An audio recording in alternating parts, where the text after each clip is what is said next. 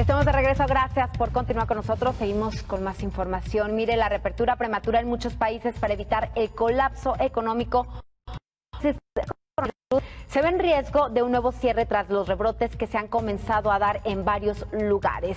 De esto nos hablará el día de hoy nuestro colaborador Edgar Olivares. Edgar, ¿qué tal? Te saludamos con muchísimo gusto. Adelante. Hola, ¿qué tal, Ceci? Te saludo con mucho gusto en esta mañana, al igual que a la audiencia de Señal Global.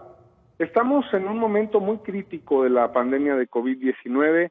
Por momentos parece que hasta retrocedemos en lo poco que ganamos con el confinamiento en casi todos los países del mundo. Mientras en Europa y Asia han pasado ya por el peor momento de la pandemia hasta ahora, en América las cosas no están bien y no pintan mejor. Entre todos los países del continente se suma la mitad del acumulado total de contagios a nivel mundial. Sin embargo, en América ya hubo una cuarentena y la reapertura económica se ha dado en medio del momento más difícil de los contagios. No obstante, mantener la economía cerrada habría sido también de consecuencias catastróficas. Sin duda, la salud es primero y luego la economía. Pero al haberse generado un confinamiento, aún con todos los defectos de no imponerse de forma tan estricta como en otros países, la economía tampoco se puede mantener cerrada de manera permanente, incluso ya lo ha dicho la propia Organización Mundial de la Salud, porque eso nos llevaría a una catástrofe social e incluso alimentaria. Entonces, la pregunta, Ceci, amigos del auditorio, es ¿qué hacer ante esta situación? ¿Cómo encontrar los equilibrios al no poder cerrar la economía nuevamente de forma tan radical o tan estricta, aunque siempre será un recurso disponible al que los gobiernos podrían acudir, aunque hoy por hoy parece casi imposible de aplicar? Lo que debemos hacer como sociedad y en conjunto con el gobierno es encontrar una dinámica que permita tener la economía abierta parcialmente y evitar contagios masivos. Hay sectores, industrias y actividades que por su naturaleza no pueden abrir hasta que por lo menos haya una vacuna o el índice de contagios sea menor. O al menos no deben abrir en la forma en la que las conocíamos antes. Y me refiero a bares, escuelas, centros nocturnos, cines, teatros, actividades deportivas en estadios y arenas y, por supuesto, conciertos.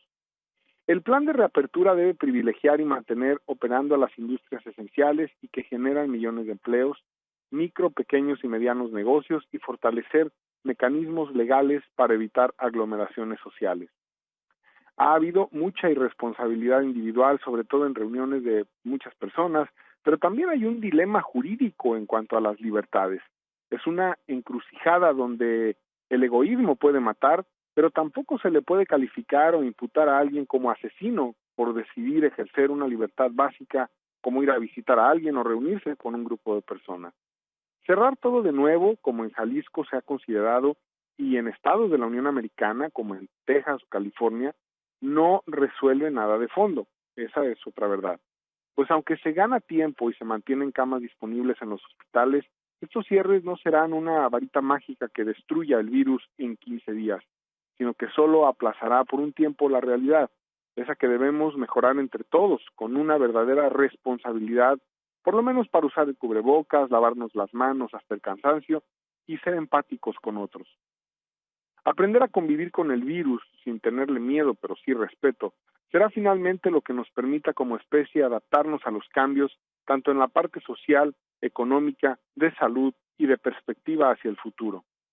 Nuevos confinamientos lo único que harán será retrasar un problema, pero generará daños colaterales inconmensurables para una población angustiada, con grandes problemas económicos y con una amenaza permanente a ejercer lo más básico del hombre, su libertad, o aún no ejercer lo más básico del hombre, que es su libertad para decidir, para tomar riesgos o para cuidarse, y sin calificar si eso está bien o no, será lo que se imponga al final del día.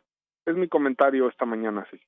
Así es, Edgar, coincido contigo en algo muy atinado que has comentado, lo que es el equilibrio y la responsabilidad que tenemos los ciudadanos, porque dejando de un lado, pues bueno, los temas políticos, que si el presidente de México, Andrés Manuel López Obrador, que si López-Gatell ha hecho bien las cosas, que si el presidente Donald Trump lo han hecho bien o han manejado mal la pandemia, estamos viendo que efectivamente muchísimos países, en la mayoría de los países a nivel mundial, pues bueno, han tenido los confinamientos, reabren nuevamente y pues bueno, tienen que volver a estas cuarentenas debido a nuevos rebrotes y lo estamos viendo en todos los países, en la mayoría al menos. Específicamente en Estados Unidos, Edgar, bueno, tienen algo que aquí en México no tenemos, que es el seguro de desempleo. Ayer el gobernador de California volvió al confinamiento de este estado. Pues yo platicaba con familiares y me decían efectivamente, pues bueno, aún nos están brindando el seguro de desempleo, algo que aquí en México no lo tenemos. Pero ¿hasta cuándo en Estados Unidos el gobierno podrá mantener este apoyo a los ciudadanos, Edgar?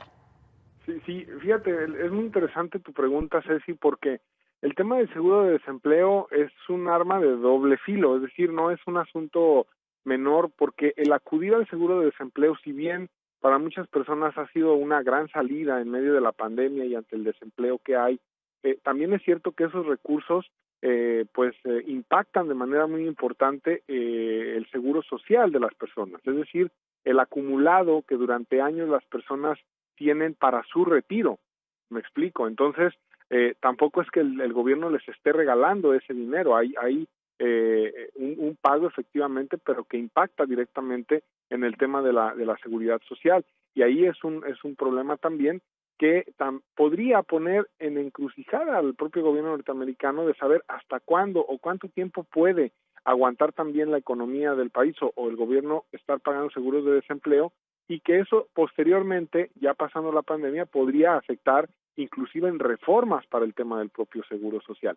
Y tenemos otro problema a la par de este. Quienes tienen seguro de desempleo, pues de alguna manera pueden ir librando el problema. El asunto es que no todos tienen el acceso al seguro de desempleo, porque no todos tienen seguro social. Y aquí entramos a la parte de todos los indocumentados, no solo mexicanos, sino de muchos países que no tienen acceso al seguro de desempleo. Ha habido en algunas ciudades apoyos, por ejemplo, para que paguen la renta. Acaba de suceder en Dallas el tema de que puedas pagar la renta si no tienes el apoyo del gobierno por no ser ciudadano o residente, pero son apoyos de un mes o esporádicos y no tienen esa ventaja, y bueno, eso está agudizando mucho el problema económico. Entonces, es buscar el equilibrio para que no se cierre todo otra vez, pero también para que no se desborde de manera impresionante el tema de los contagios.